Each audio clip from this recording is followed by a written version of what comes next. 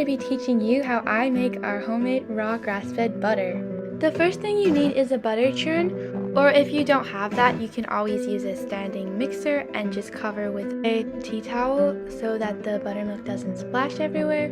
And I am just adding into our butter churn 2 2-quart jars of cream, which equal to 1 gallon of cream that has been fermenting on our countertop for a day or so till it reaches a thicker sour cream consistency. This just helps the cream turn into butter a little bit faster, plus cultured butter has more health benefits. And yes, you may be wondering, does cultured butter taste different?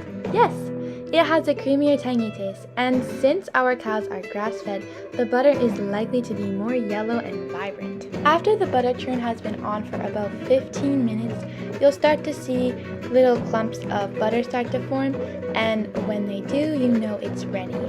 Once I'm happy with the size of the butter clumps, I'm gonna dump the butter mixture and buttermilk mixture into my big mixing bowl and then scoop out the butter clumps into a separate bowl where I can start washing the butter. And of course the butter is not dirty. Washing butter is simply meant to clean the remaining buttermilk out of the butter to help with preservation of your butter. I know, a little complicated, right? So now that we have most of our butter separated from the buttermilk, you can go ahead and get a jar, fill it up, and put it in the fridge.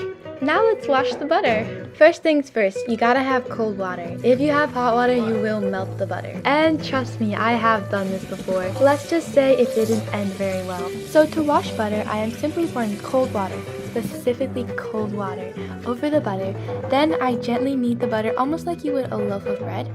So I gently knead the butter and squeeze out the buttermilk water until it runs clear.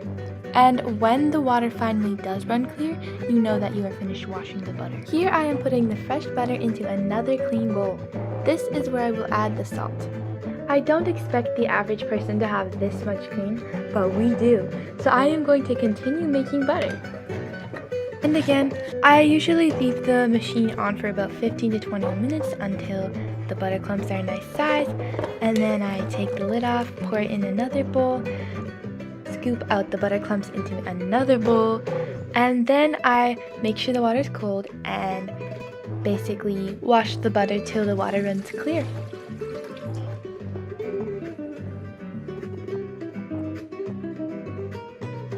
And I'm gonna do that one more time, so just enjoy this.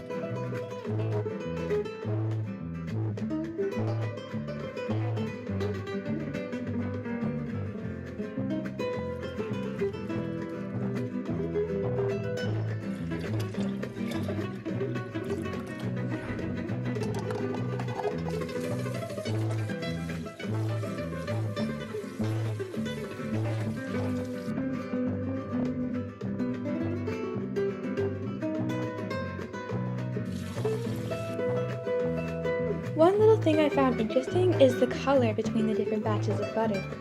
One batch is a more creamy white, while the other is a rich yellow.